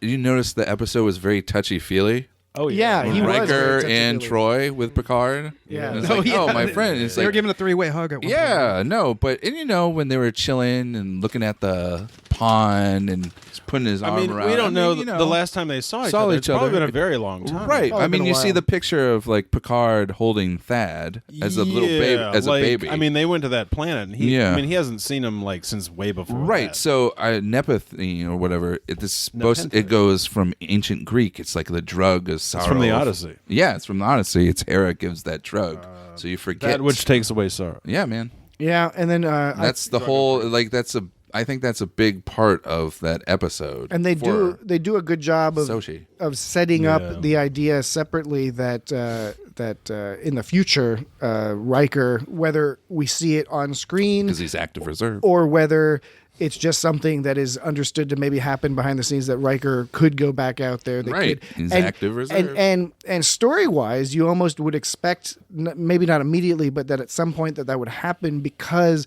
they did name the planet Nepenthe. They did name it after the place where it's not that it's bad, but you shouldn't stay there. Right. Because now you have a daughter who has to grow up as well. Right. And it's great that she's running around and having fun, but at some point she will want to go and Explore the go and, universe. do something else. He Yeah. says that it doesn't make any sense for Picard to retire. Why would it make any sense for him. Riker to? Yeah. Right. Exactly. Yeah, I was always wondering why he retired, but that is Probably just interesting. because of his son. Yeah, I probably. guess. That's I don't a know. hard Not everyone, burden, man. Yeah, but not everybody seems to retire. I don't know. Maybe. Yeah, but the implication is that he had to go. His son was sick, so they decided They to go to moved this to that planet, planet, and then right. his son died. We Died. don't know how long it's been since his son died. Yeah. Right. But it seems like it's not Very that long. long. Because There's if you, a lot of complicated stuff going on. We're just Yes. getting like little bits Bits of and it. pieces of it. yeah. Maybe some of that was what was cut out. Yeah, was- it could have been. yeah. Yeah, when he says he's on active reserve and he goes, it would have to be a good reason or Reason. whatever. Right. That seems like kind of imply that it's kind of like, well, maybe there's going to be one. I mean, do you think it's possible he could come back later in the series? And It could be, but I could be. more likely I would think it would be like next season or something. Yeah, Yeah. right. Yeah, definitely. Right. They could have even more like TNG people come second season. Was when Riker was talking to Picard and saying, especially given your condition, I'm assuming he means like the Picard's mind. Yeah. Yes. Mind The problems. Ironic mind. syndrome or Yes. whatever. I like the comparison made between the He crew. could have just been goofing on him. He's like, you're just old. Well, you're just an old dude, man. You know, you're conditioned. You're an old Starfleet. You're an old Starfleet fogey, guy. dude. Speaking of like sort of Admiral. meta, I like the sort of examination of when they were talking about the crew versus that he's on now versus the Enterprise. Yes. And Picard's like, yeah, they have a lot of baggage, Baggage. and it's like, Yeah, right. and it's kind of like, it's like, yeah, you know what, they kind of do. You know? Yeah. So, but it's interesting the idea of thinking one crew he was on before, and he's on a crew, obviously. You know from parallels from the start, but sort of putting it side by side, imagining these two sort of scenarios it's of like- crew he's in. And Yes. It's like, oh yeah, Worf. He doesn't have any fucking Fucking baggage. baggage. But he sure does. Troy. Troy's got no She got baggage. baggage. But Data, Riker, no. I imagine this Captain Crandall at some point will meet up with Captain will meet up with Rios or something at some point, and here's it'll the be thing. weird. Captain Yes. Crandall. And Riker's got to meet up with him too. It's got to be this worlds colliding thing. And it that's is, gonna happen. again, this giving us the information backwards. They've introduced this guy, Captain Crandall. He has a fucking ship named the Inside Straight, which is a Right. poker term. Right. Poker is associated with data. So Right. what the fuck is this guy Is it a Oh. incidental literary association? Is Data's it a brother? direct association? Yeah. Who the fuck? But I mean, Riker does refer to him as being like an old, broken, guy, fallen to pieces kind of guy. Right. But I don't know. It's like I'm fascinated. That's why, Maybe it's like right at the beginning, That I'm was like, just Riker's perspective. everything. Yeah, but everything that happened in this episode, like I can't get it out of my fucking brain. I was like, who the fuck is Captain Crandall? Captain Rupert Crandall. I want to find out more about fucking Rupert Crandall. I want to find out everything about this motherfucker. It has a number. We're gonna find out. The planet is I don't know. I want us to. We better find out. I'm just worried because okay, my predictions are there's going to be a Borg uprising. Yes. And that we're going to find out about Captain Crandall. Yes. Both of those things have to happen, but if one of them's not to happen, then fuck the Borg uprising. Yeah, I want to fuck find the out Borg. everything about fucking goddamn Captain Rupert Crandall III. Where is Fenris? Well, I don't know. Presumably near. Is it, is it near Vashti? It's in and the all Delta that? Quadrant. No, It's in a the couple Beta parsecs quadrant. away from Uranus. Oh, man. Oh, Rizzo admitted that she's Jat Vavshash. Okay. Not how she are. She did say Jean Vache. Yeah. But This is Let's- not. This is not how Jean let's Vache. let's get into that scene, okay? Because that's one of the that's a really difficult scene for me because half of it I thought was brilliant and awesome, and then the other part of it I was very confused by or disappointed by. Right. So first of all, Elnor zooming around like killing people was awesome. Yeah, that was cool. Right, that was really That was cool.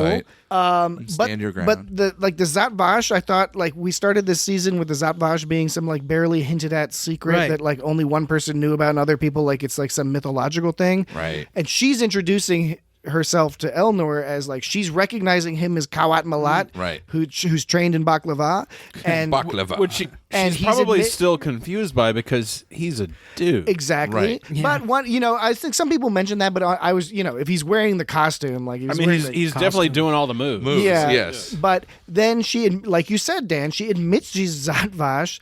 So are we meant to imply, is that meant to imply that the Zat Vash and the Kawat Malat like know some shit like going back and they're kind of like that would be the that would be good writing. Bad writing would just be that this is just silly. Yeah, And she's just like, I'm just going to talk, I'm just going to start talking about Right, shit that's and supposed to be right. like mega secret shit. Right, start playing up the Secrets. encounter somehow. Yeah, that would be pretty interesting if they had a thing that goes back. I mean, I guess it would, they could work that in, right? They might as well. If they weren't planning on it, they could do that at this point, right? Because they don't always know what the next episode is. I mean, how much of the season do you think they have written? They Well, probably- in this case, when they do these 10 episodes, like these days, you write out, you break the whole season, which means you map out the whole key plot points and everything, and then you start writing the episodes. Right. And even if you go into production while you're still writing They probably episodes, evolve yeah, they're still within shooting and writing. yeah. Still. I think in most cases, yeah, it's not all written 100% complete, Yeah. start to finish. And plus, there's always changes on shooting day Yep. and changes in editing because you can shoot a lot and then some stuff doesn't work, so they have to cut it out or have to reduce it for time.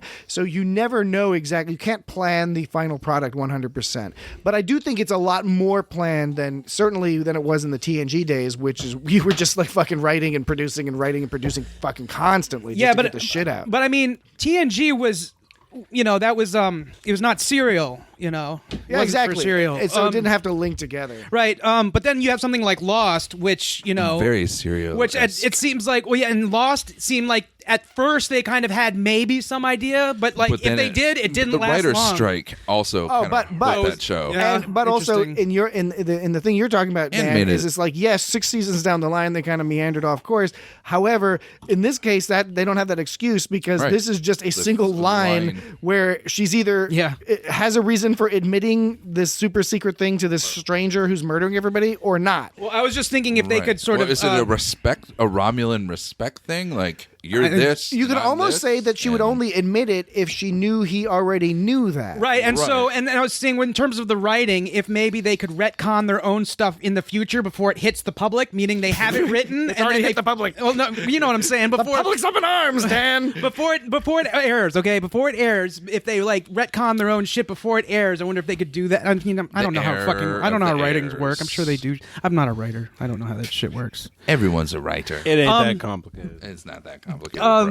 Soji was talking about how Narek was Tal Shiar too. She was saying that he was Tal Shiar. Well, because they're all assuming They're assuming. because Right. they don't know Yeah, about 'cause the Zat. Right. But I was like not even. I didn't even. It wasn't officially confirmed to her that he was Tal Shiar. Although she can probably. She's safely assuming. Right, that right. yeah, Riker says the same thing because he doesn't know what the fuck the Zatvash is, so Yeah. he refers to them as Tal Shiar. Right. Yeah. Because that's all they know. Yeah, I think even 7, all of them. Nobody knows about the Zatvash except for really about Picard. I think is the only one who really right. knows it. And Elnor, I don't know if we haven't seen them talk about it. I don't think, right? So who knows if those Who nuns... knows what that guy So knows? Elnor might be, she might be saying like Zatvash, and Elnor's like, I don't know what the fuck you're talking about, but if you just want to fist fight, I'm down. Yeah, right. And he was. Well, He was all about He's it. like, I know about fighting. Yeah. and to go to the good at that. and to go to the bring Elnor to the structure of it. It's kind of we have Romulan Legolas. we have three different things going on right now and kind of intertwining a little bit. We have the ship action that's sort of intertwining with the Borg cube, but then they've got their own thing with Elnor and Rizzo, so they've got that sort of thing, and then you have Nepenthe, which is its own thing. Right, so they've split it up. Before it was basically two different things, right? And they split it. It was basically Artifact and it was Picard. Picard stuff and Artifact Right. stuff. And now they've split it into a planet. They have Picard, which is on the planet, and they still have the ship thing. Right. And Picard will be back on the ship. Well, yeah, he'll be back on the well, ship. he is back on the Well, ship. what He I'm- just got Yeah. beamed up by the ship. Right. Right, Remember, well- Nepenthe is all from like the Odyssey, so they do It's in just a the side- Odyssey. it's a It's a side venture, Well, and then it goes back on the Right. ship. So what I was saying as to why part of the maybe trip. why It's part maybe of the trip, why yeah. maybe the episode might seem a little disjointed is because it was long. Maybe they did have to cut it down, like you said, Patrick, and maybe it seems a little disjointed because they had two things going on at the same time. Suddenly now there's three things going on, and yes, it joins back up in the first, but maybe that's just sort of what gave it sort of disheveled sort of vibe to it because they had to work with three different fucking plots that are kind of Maybe. moving with each other. Because like I said, you have ship, you have artifact, you have planet. Right. The ship and the artifact are sort of talking with each other, but then the artifact and the planet want to meet up, and then the planet and the ship kind of go back. So it's like there's a lot of moving parts going on there. Yep. And yes, I think it'll hopefully. I mean, hopefully, I don't care. Whatever's good is good, but it's like if they unify it back up with the ship, maybe, and so they're focusing on two different locations more. Maybe it'll seem a little less kind of. I mean, because the episode was also long, so it does seem like a large portion of the show, considering it was like 20 minutes Sure. longer. I almost mean, than well, yeah. I mean, it's Nepenthe, so he's that planet had cool rock arches. It was Yeah, it did. Yeah, it was That cool. was some majestic business. Yeah, Yes. it reminded me of when you see images of. There's a video game that did this, but they do this other places where you're on like a star or the sun, and there's these weird arches of fire, Wow. sort of like going around over the right. ship, Word. and that's Like what a it kind of s- looked like. like a It was- sun- except Voyager- it did that with rocks somehow. Voyager has a thing in that, like in the Voyager. Yeah. So they're doing that with rocks somehow. Solar Rocks. flares. And that planet has CGI. it's either moons or it's definitely had some a couple kind of moons. gas giant. Right. Were those moons? I do you think it could have been moons. That's Yeah. what I figured it was. Yeah, It's hard like to tell. rather large moons or Yeah. rather close Close moons. Yeah, up yeah, no, moons. they're close. You know, it's how Like it goes, they man. were right there. Yeah, Because it was almost like the planet Got it right that there. Soji saw, except it was all lush, lush and delightful. Yeah, that's why I think some Right. people were afraid that this would that Picard was going to somehow bring like rain fire down. fire. On Riker. Really? So they were really That- hypothetically that was thinking that. Natalie's first impression when we were watching it together was like that. Yeah, like okay, the Romulans are totally going to follow the trail. They're going to And come then- to this and then world. burn that they're going to planet. fuck them all to hell. Yeah. Like these people are fucked. And I was like, I don't know about that. Like, Yeah, see, that's what I was.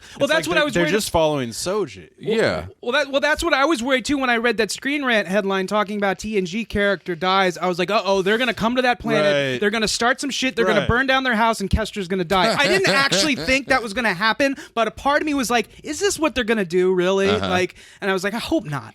So No, they didn't. Yeah, So they it worked out in the rear end. in the rear I mean, end, but instead they. it hasn't happened yet. Yes. Well, it hasn't I happened don't yet. think that's gonna. But what they were talking I about think that's was- like a red herring kind of misdirection. Yeah, right. Yeah. That's how I think they played it. He just popped to Nepenthe. He was Yeah. like, I don't know where else to go, so I'm going to go to Nepenthe, Right. and I'm going to see my friends for a little bit and get some perspective. Right. Yeah. Get some pizza. Get some Well, I mean, pizza. Get some fucking. Yeah, get some pizza. he didn't with make- wild Pizza. basil. Get some wine that he seemed not terribly into. He was all Yeah, looking right. at it. And he didn't make nearly enough pizza. That was a is- yeah, small. right. That This was a isn't small like pizza. pizza. This is common amongst threads across Reddit, Facebook, everything. Everyone's commenting that he made one small Small pizza, pizza. and so one person was calculating out. There's about 200 calories a slice. That's breakfast, not dinner. Oh, man. And the It's like- android is the android going to eat it? Because she's strictly Right, she speaking really doesn't need to. He's the most purely American guy on Star Trek. Like, why didn't he make a big Big fucking old pizza. He made some wood-fired Or fucking pizza. Italian pizza with wild He should have had. basil. He should have had literally a trough of baked beans, just a giant trough that you just dunk your head in and just scoop up big old mouthfuls. So of baked another- beans. Another confusing part was the transition between the last episode and this one, because the last episode ended with Elnor and Hugh, and Elnor was like, can you hold him off? He's like, I don't need a couple minutes. Right. But then the next scene begins in the next episode with them somehow separated. Yeah, it doesn't that was really kinda tell confusing. you. It doesn't really tell you what happened. It's How did they get weird. separate? How did Hugh get captured? by Like, the like Romulans. she's questioning Hugh, but Hugh. she respects Respects Elnor Elnor. because he's a Romulan. Romulan, yeah. You know, he's part of the Coatmalat. So And he's protected.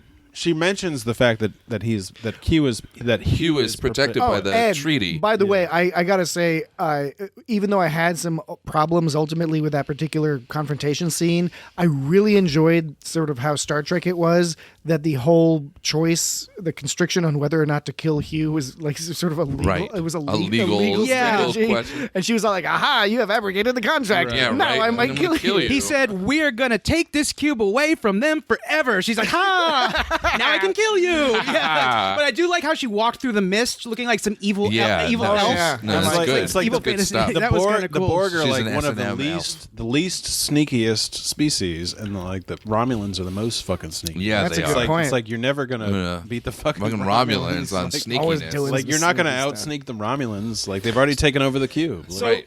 okay, so how did fucking Hugh get captured from the last scene where Elnor was protecting him, and then the next scene they're totally separated? right, Like, what and where did happened- Elnor go? What happened? Yeah, what happened in between? You know, I don't know. I don't know. I don't because know. We'll never know because that's a mute point it's probably for the the watchers. information is not conveyed cleanly. Yeah. No, the it's best not. I can figure is Elnor was fighting those guards, And Hugh was walking away. Hugh was trying to hide, Escape. and then Yeah. in that process they got separated. it seems like this one, like a 15-second scene could have explained that. And they cut it. Or something. And I think it's all over the web. It's a complaint about really? sort of not so much that Hugh was killed, although a lot of people are disappointed by that, but also that he was killed in sort of an anticlimactic sort of fashion. Yeah, totally. And I can agree with that. You could imagine a scenario where he goes out more, where like he like gets killed What like, do they while, want, more while he's like heroic? activating the Borg or something like that. But I think that's gonna. Well, and the thing is, to be fair, getting what Narissa did with her little wicked dart to the neck Yeah, is a that was very awesome. Romulan style, like fucked up, killing. sneaky thing to do. Yeah, totally. You know, That was so- that was a cool scene, killing him, and it was all like. Bleh. Yeah, the conflict is in that on the one hand, it makes perfect sense for that character, and it was that part was really well portrayed, but then it's just sort of the disappointment because you like this character and you were hoping Sure. for good things to happen to Happen this for him. character. So I understand the sort of split in the kind of vibe on that.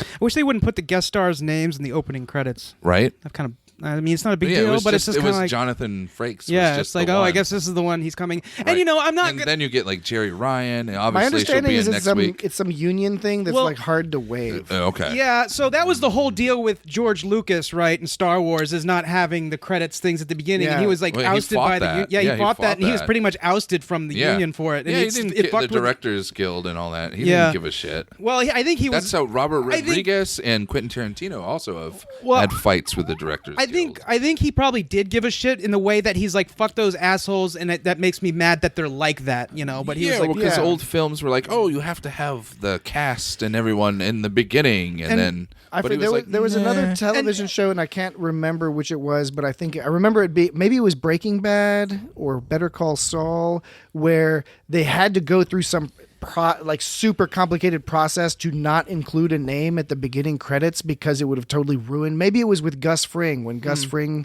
shows up on one of those shows. Yeah. But the point is they wanted to hide the fact that So, character. yeah, right. Well, so here's the deal. Two reasons I'm not sure about that. First of all, Jonathan Frakes is all about the show. He would do whatever Right, is he's best for already the show. directed. I don't He's directed all directed- sorts of other. I don't- Star Yeah, Trek he's shows. done like some Discovery, I think. Deep I Space don't Nine. see him as kind He's of done like Orville. I don't see him as kind of TNG-esque. narcissistic like that. On the other thing too is that they don't list Marina Sirtis in it either. Yeah, so, no, like, she's at the why, end. So like, why does she not get listed?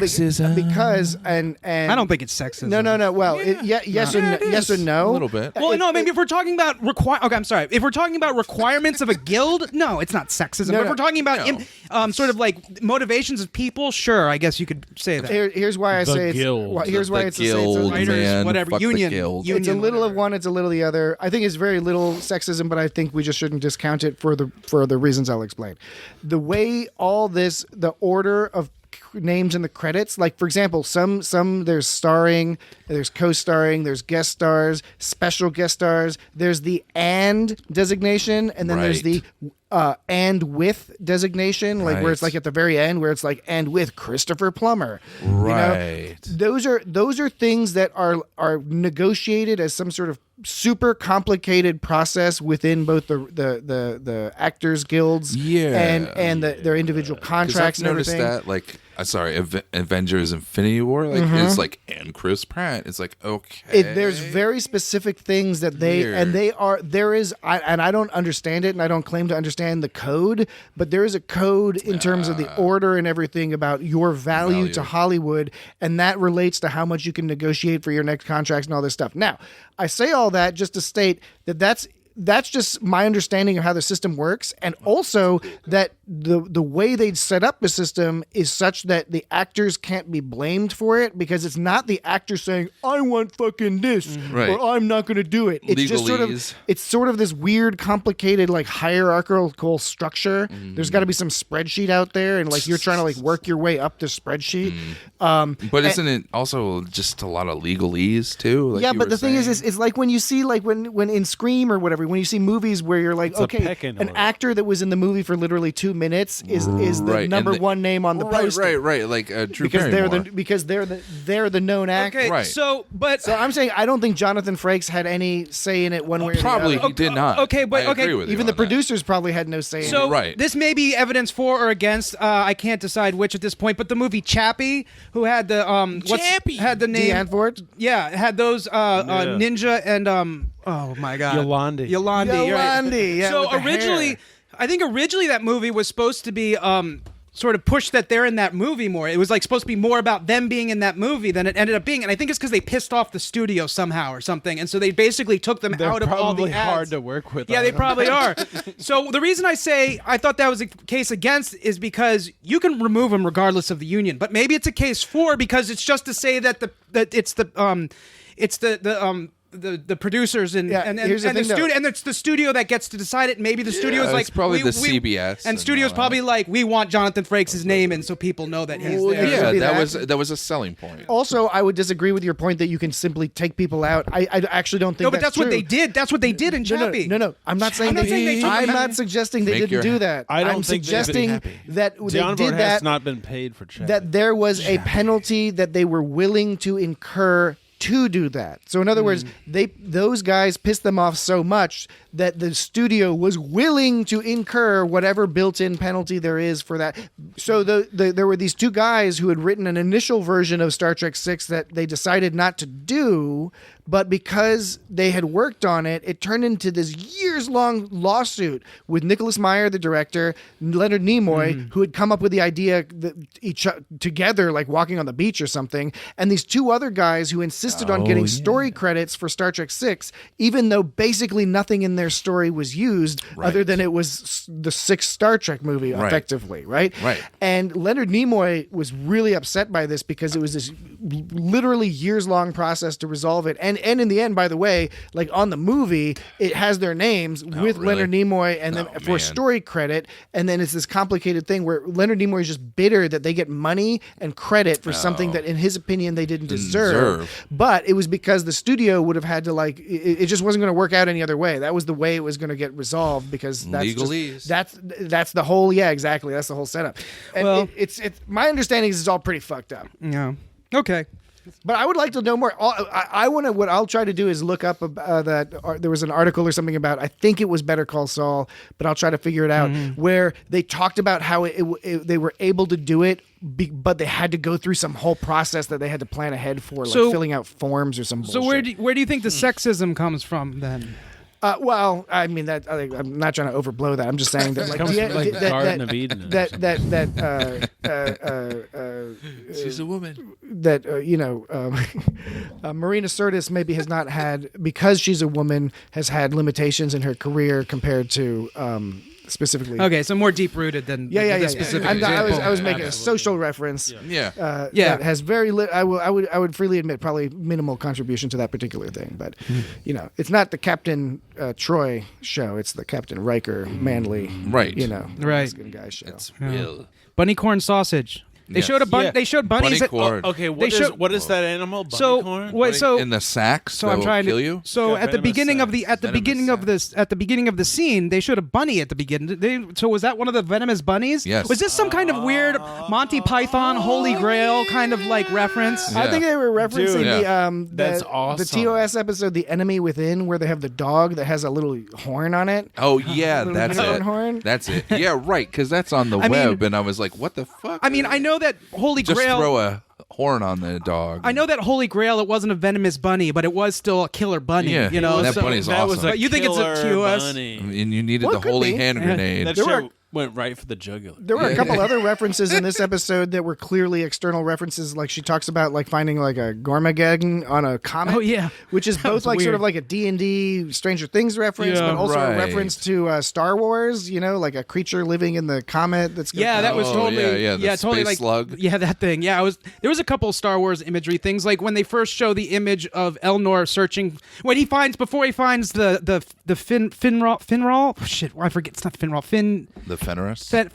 Fenris. Thank you. It was before he finds the Fenris the bat Fenris. Fenris bat signal. Yes. He's The like bat signal. there's this sort of zoomed out shot, and it totally looks like a Luke Skywalker on kind of like a Yeah. space star. That Death guy's Star. totally like a Star space killer. swordsman. Like every sort of space swordsman. Yeah. archetype. So do you think he that? is an So, archetype. so he calls And the Jess Fenris. Rios is like the Han Solo-esque Yeah. archetype. Yeah. So do you? Archetype. Totally. So when they call the Fenris Rangers, is 7 of 9 going to come back then? Oh, yeah. And so, fucking hope yeah. so. and I was talking about before how it's like they've got these people in their party. They've got the warrior of Elnor, and they've got 7 of 9, who is a different kind of warrior. Right. So now the 2 warriors will come back hopefully and Yes. kick some. Well, I mean, not Yeah. whatever They'll works. kick some but, butt. Yeah, that'd be kind of fun, right? She's going to take over the Borg. She's They're gonna, they're she's gonna take wake that it up shit somehow, over. and then everything is gonna be fucked up. She's got to tickle that Borg cube and wake Tickle it up. it, and it's gonna open up like a All sorts of crazy shit will Derek's happen. little box. Kazinti, have Like, doot, doot, doot, doot, doot. Gesundheit. When There's going to be a got horrible, one. unspeakable thing that everybody finds out.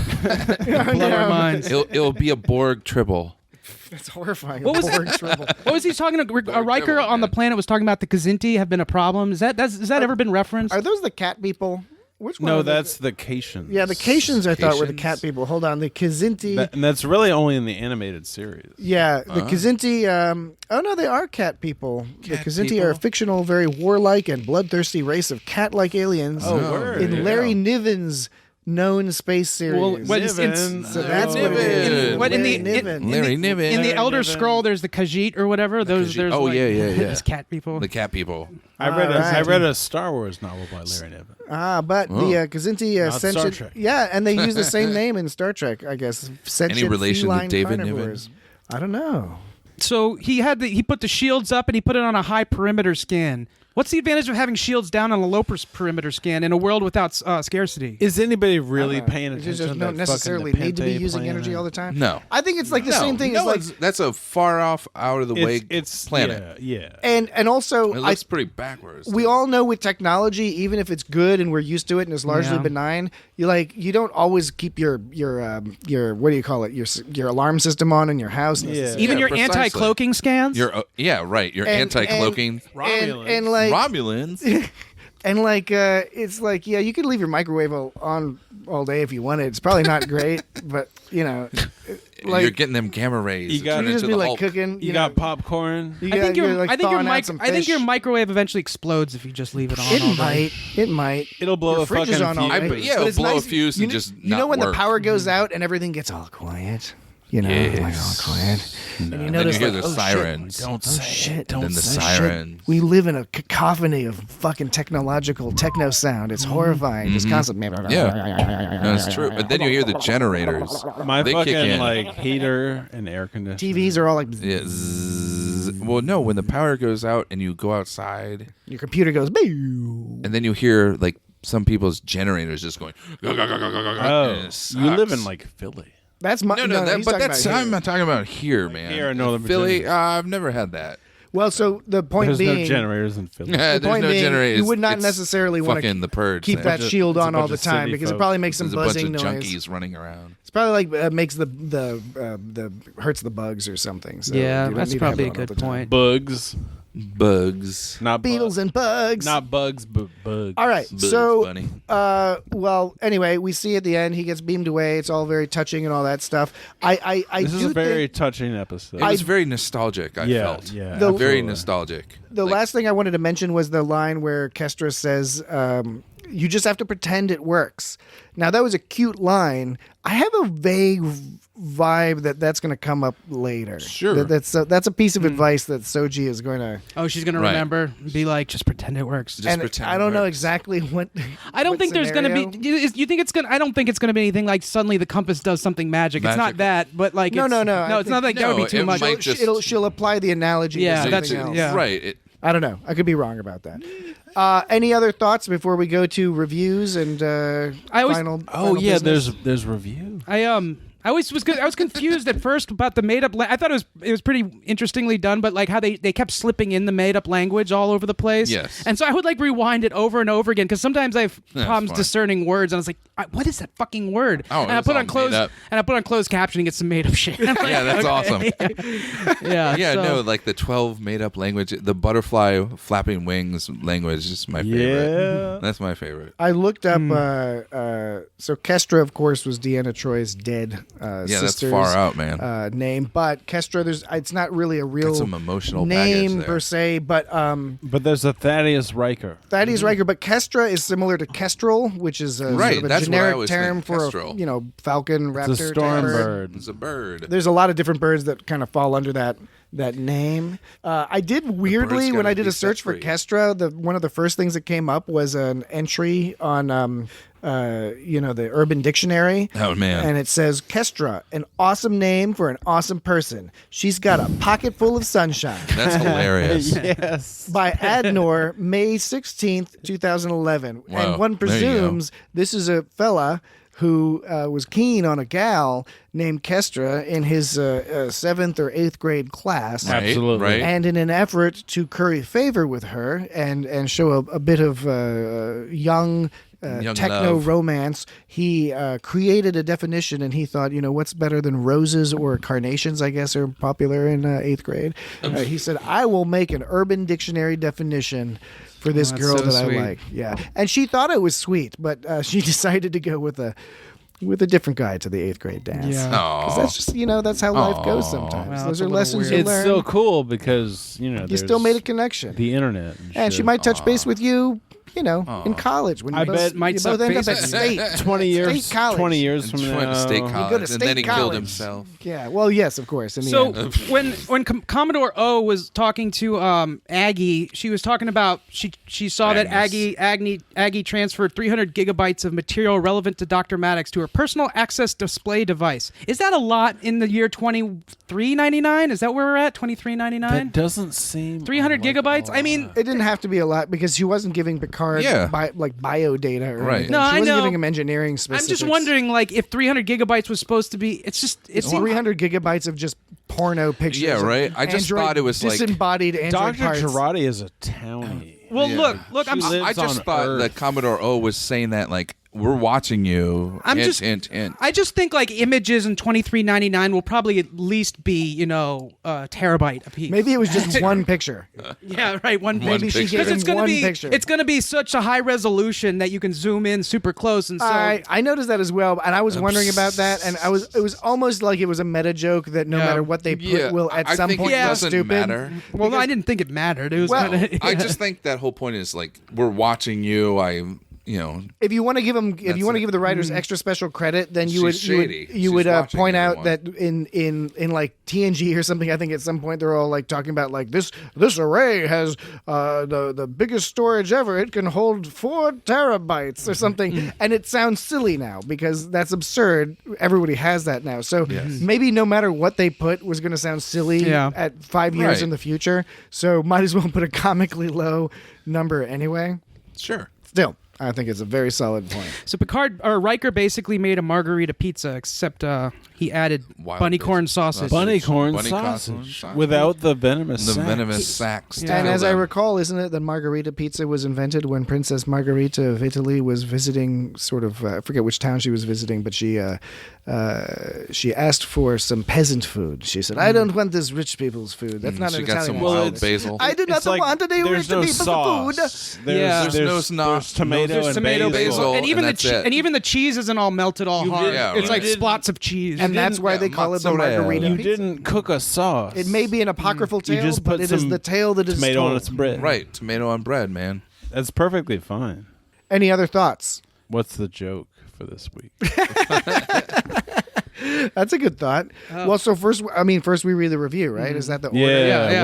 All right. What are our reviews? Well, for this so week? a reminder to the listeners is that we have this ongoing contest, I guess is a way to put it, some sort of a rewards situation, wherein for each review on iTunes, depending that on we your definition, they can of be a 1 reward. star, they can be 5 star. We prefer 5 star for the reasons that should be obvious to anyone with half a brain. But put whatever you like. And 5 stars. the reward for every review is that Dan, who specializes in bespoke humilarity, bespoke jokes, custom jokes customized, not always customized to you, the person, but custom jokes. If you give him some wood, he Handwritten. will build He'll you do a a cabinet. Artisanal jokes. Very good. Now Beastie Boys you know reference. how when you get some artisanal, you go to the farmer's market, you get some artisanal cheese. Yeah. And you don't know what it is. You're just trying. You're just going to be like every week. I'm going to try some different cheese. Ooh, Gotta this check- is le creme. Sometimes the cheese is not to your taste. Right, You get the right. artisanal cheese is not to your taste. Right, Does not mean it it's was too not goat crafted cheesy. with care. It does not mean that it was not crafted with hand-worn It's just ancient not techniques for you. by hand and with sweat and blood and tears and all that stuff. It just may not have been to your taste. So I just state that ahead of things Fromage. because we really take this quite seriously. In the end, it's really for me. I'm just practicing my material on you all. So Yeah, if you don't yeah. like it, you can just You can just eat it. Eat shit. Suck his dick. If you don't think Dan is funny, then you can go fuck Suck his dick. As you can see, we've all learned a lot from watching Star Trek. I remember Eat shit. I remember Shit. I was Suck his dick. we were playing. Jesse, you were at that. We were playing a show. The band. And we were playing. Pomo Oh my Guana. god! Yes, Pomo. Pomo Gone. We were playing a show, and I started telling a joke because like someone's string broke or something. My string. You're broke. and Jesse's string. and someone in the audience after I told it was just like, "Fuck that." Oh yeah, it was about like a percussionist and like a snare. And this how they and communicate you were like, with. yeah, Oh man, You're that like, by was. symbols. And that was, I shouldn't have fucking said that because that was literally my joke tonight. Bangkok Blues. You guys, you just gave away my joke. Oh, was that? for tonight. Or I thought it was Galaxies. No, Okay. that was we only did that once. We did Patrick, can you cut that out? Bangkok Blues. No. Yeah, if that's the joke. Yeah, that was the joke I was going to say Oh tonight. man. And it was Yeah, you should something totally- about I don't us- think Jesse still doesn't even know that I'm saying this. Jesse, you literally told the joke I was going to tell. We haven't even gotten to read the review. I yet. said that like 20 times, and you didn't hear me a single time. I was like, Jesse, that's the joke I'm going to tell. And it was this joke you were talking about. Jesse, that's the joke I'm going to tell. It was about drums and snares. Jesse, that was the joke. And it was. By the way, I don't think that's my fault. I don't know that he ever really got it Could out be in any sort of mine. comprehensible way. So I think probably we could just barrel right through and see what happens, Sure. right? And you can write into us, write in feedback at itsgotstartrek.com. Write us an email or get us on social media at It's Got Star Trek. right? That's for Twitter and for Instagram. And you can search the same thing on Facebook. Find us on Facebook. Leave comments there if you want. You can leave comments Remember, on the website. Mark Zuckerberg is a synth. And he is. It's got Star mostly Trek. Bad Virus. .com. That was the band. Yeah, and Oh, yes. and the Somebody joke from that band says, "Fuck that shit." And it wasn't even like a groan. It was like, that was, it wasn't even like the satisfying when someone's like, I'm mad at you for saying that. It was so terrible. That's satisfying when people do that because it gives a groan, a reaction. That was like, there is such a non-reaction that I was like, I wish that never happened. Yeah. You know? You can hear him very clearly. Like, Yeah. from like the whatever I silence. just did that ruined your shit. Like fine. whatever. But like back in the day when that shit happened, like we were on the same team. I think you're on the same team Wait, now. what are you too, saying, man? I hope so. What are you saying? Jesse's a Romulan. What are you saying, man? I'm not, there's no hard feelings. What are you talking about? Jesse's a Romulan, and you're a synth. It's all for the show, baby. All right, so the review It's all is performance. the review Dan's a is from our good old friend Tarek. We've mentioned before. Tarek rules. He says he titles it "Three Good Dudes Discussing Trek." 5 stars. Now, so yeah, obviously he's biased in our favor because he knows us, but plenty of people who know us, no doubt, would give us 1 star or spit on our graves. And if Tarek didn't, and it's the kind of thing, if Tarek didn't like it, just wouldn't say anything. He wouldn't say because anything. he's a big Trek guy. Does Tarek still live locally? I don't know. We can find that out later. Because I would Stalk him. I would. I think you should stalk him. No. Okay, Jesse. I would hold like on. to see Tarek. Okay, so Tarek says, I've known these guys since middle school. They discuss Trek without the all too common tactic of bashing things for the sake of clicks, which is true. It's really annoying how much of that is going on. We should do an episode on that topic. He goes on to say, mixing humor and serious discussion about the episode of the week, Dan, Jesse, and Patrick keep me entertained and provide insight into Star Trek. I look forward to each episode, which is awesome. Thank you so much, Tarek. Yeah, that's super cool. We will thank Right on, other man. people who we don't even know, just as, if not more profusely, if you write a review. But even more important than reviews is we would just like to hear your thoughts on the episodes, any thinking you have about what we've talked about tonight, where we might be on the wrong track or where we missed something big and important, or got something totally wrong, which is totally possible. So you can, again, write us at feedback@itsgotstartrek or any of the social media stuff, and that'd be great.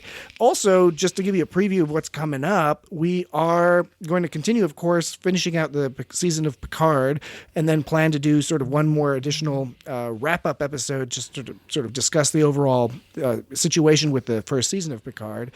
But then after that, we're going to want to move on to other awesome Star Trek topics. So write in, let us know what you'd like to talk about. I mean, there's like a million different things. Yeah. You know, whether it's like Star Trek episodes that are super political, Right. or background episodes that might be cool to watch if you hadn't before, you know, related to Picard or to We Discovery. did one Mirror Universe episode that hasn't been aired yet. Yeah, so we've got like a bank episode. We can record some bank episodes just so like when we go on crazy awesome vacations, we can still provide you with an episode of entertainment for the week. We do go on several crazy, awesome vacations. Yeah, and ideally we should do a podcast from a vacation spot once, which would have very little interest to the listeners, but it would provide us a certain amount. Of amusement. I think we tried to do that and it didn't work. Yeah, we did. And when, Jesse and I were in Key West recently, and we were planning on doing some recording down there, but got distracted by a bunch of beer We and got snake leaf. distracted by all sorts Snakeleaf. and all sorts of other stuff that happens in Key West. So, anyway, any other thoughts on this week, next week, the future? The future. Dan, you want to tell the joke? It's a compound joke, actually, which Okay. it sounds better than it is. It's not drawn out like another one I have. But how do drummers communicate? How do they? Through symbols? Wait, Wait. dude, that's a classic joke. I've been hearing that joke for 20 years. But What happens- Not 20 years. What happens when somebody tries to punch drummers? What? Wait a second. How does that? What happened when someone tried to punch a drummer? What happened? They would block. Yeah. They would Oh, block. snap. you know what? I've heard that before. I still didn't know where it was Snap. going. Yeah. That's a I clever was joke. trying to figure out the best way to put it because you can't say wood in the They would setup. Would block. What happens? They will block. No, they would. block. They will have They blocked. would block. They will have They blocked. would. They would. They block. trumpet. Well, if you want to make Trumpet. if you want to make it grammatically correct. Yes.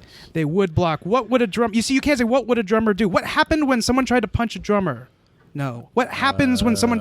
Oh, I got it. Double paradiddle. What happens? What happens when someone tries to punch a drummer? What? They would block. Oh. Okay. All That's right. it's a percussionist. All right, so if you want to hear more jokes right along those lines, just write us 5-star reviews on iTunes. Seems to be effective. Helps increase the listenership. We've seen the listenership increase week to week. Right There on, seems right to on. be some dedicated people that we appreciate. Yeah, very we much. appreciate all you guys. But so write in. Don't be quiet. It'd be awesome to hear from you. And it was great hearing from Tarek. Tarek is one claim to fame he has is that he tricked me. He tricked me in a very serious way, which was, he knew I was really into Star Trek, as was he, and he showed me the Star Trek: The Next Generation card playing game. Like the customizable Tarek is a card game. champion. Yeah, well, so he showed me that, and we played that a little, and I thought, oh, this is cool. The mechanics are cool, and it's neat. I have like a starship and stuff. This is neat.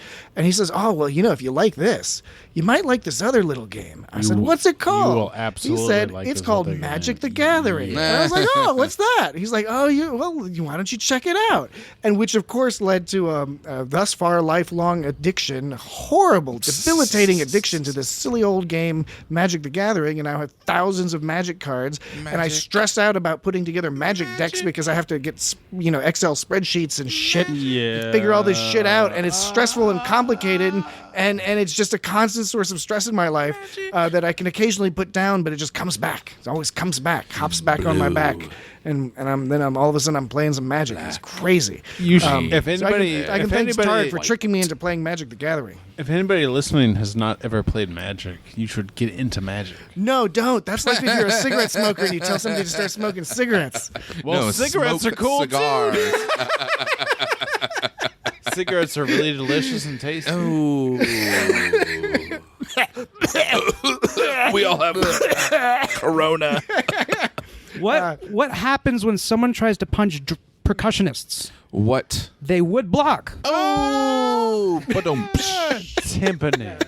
I'm also Dan also plays Magic the Gathering. I'm just working- He FYI. does. He believes in blue All is the of answer. us here play I don't- Magic and I the don't- Blue Gathering. is the answer. He pretends that he does. I apparently don't believe in workshopping my jokes before I present them. I just It's raw, dog. It's raw. This is raw. some sort of, how there was joke writing it's Dan period, and then Glavitt's there raw. was improv period. Dan is moving us into this new period where you write jokes and then somehow nevertheless improvise them. Yeah, right. Yeah, Improvise. It's pretty wacky. It's a fourth, brand new art form. It's fourth dimensional. yeah. Oh. This is going to be big news. It's going to What be about you're the fifth dimension? I don't know about that one yet. That one's What's pretty far out, what's man. The fourth dimension. The fourth dimension's a bitch compared to the sixth. Fourth dimension's time. Yeah.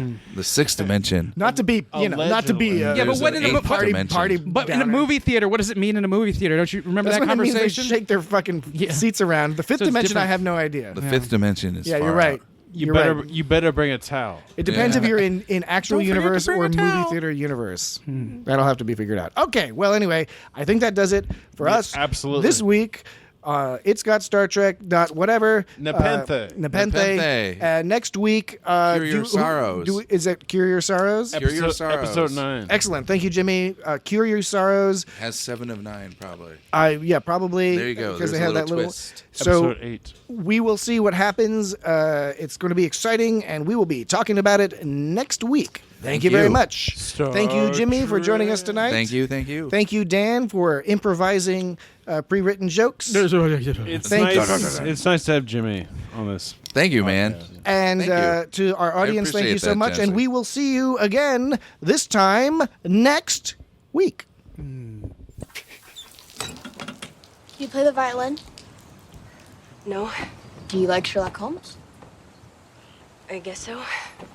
Can you run super fast and jump really high and bend steel with your hands? Turns out, yes, I can.